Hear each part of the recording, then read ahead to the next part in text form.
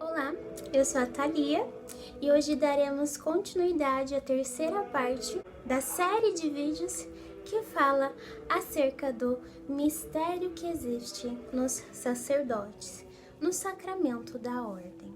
A fé dos santos era gigante e operante. Como dizia lá em Romanos, capítulo 1, versículo 17, eles viviam pela fé. E operavam também pela fé, com um amor que não admitia limites, quando se tratava de Jesus. Como dizia o próprio São Francisco de Assis, nos sacerdotes vejo o Filho de Deus.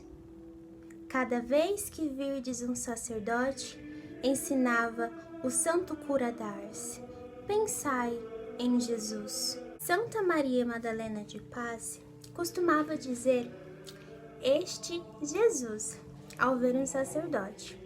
Santa Catarina de Sena e Santa Teresa de Ávila beijava os chãos por onde os sacerdotes pisavam. Há um episódio na vida de Santa Verônica que nos deixa boquiabertos. Ao ver um sacerdote subir as escadas do mosteiro para ir levar a Santa Comunhão para as irmãs que estavam enfermos na enfermaria do mosteiro, ela foi beijando degraus por degraus da escada e banhava cada um com suas lágrimas de tanto amor, veneração e admiração pelos padres. Gente, quando se tem amor pela igreja, pelos sacerdotes, pelas almas, como nós vemos na própria vida dos santos, o céu, apenas o céu acaba se tornando o limite.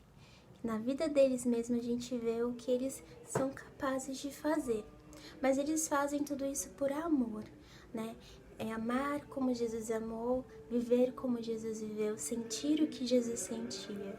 O Santo Cura d'Ars, ele fala assim acerca dos sacerdotes. Se eu me encontrasse com um sacerdote e com um anjo, saudaria primeiro o sacerdote e depois o anjo. Se não tivéssemos o sacerdote, de nada nos valeria a paixão e a morte de Jesus. Para que serviria um escrínio cheio de joias de ouro se não houvesse alguém para abri-lo? O sacerdote é quem tem a chave dos tesouros celestes. Quem é que faz Jesus descer nas cândidas hóstias e nos dar a nós? Quem é que coloca Jesus nos nossos sacrários?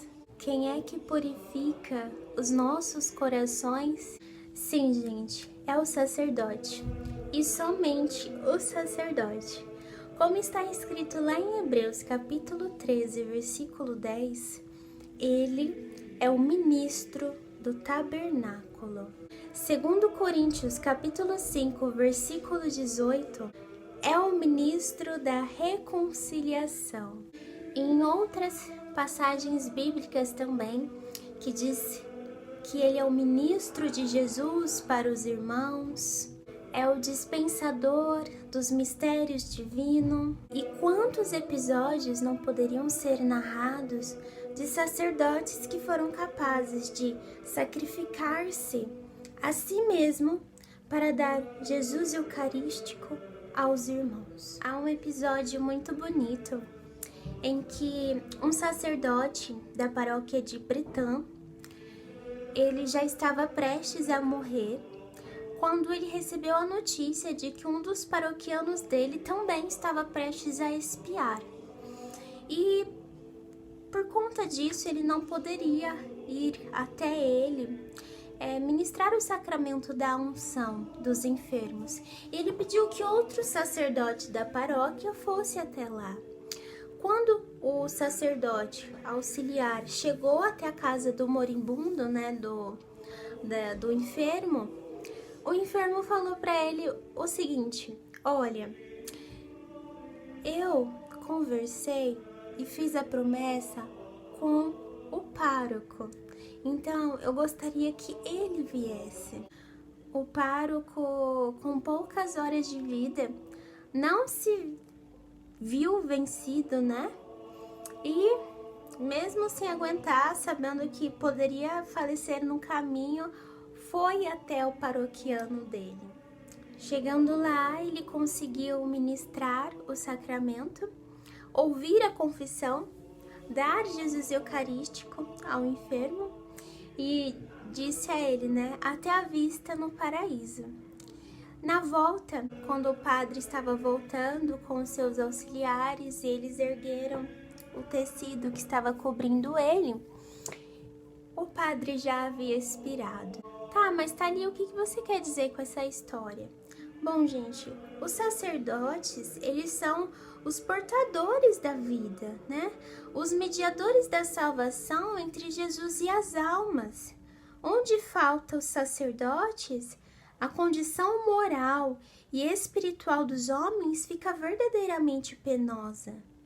Onde não há correspondência à vocação sacerdotal ou à vocação missionária, fica faltando multiplicadores de Jesus. Como dizia São Pedro Julião, a fé se enfraquece ou é uma fé sem vida.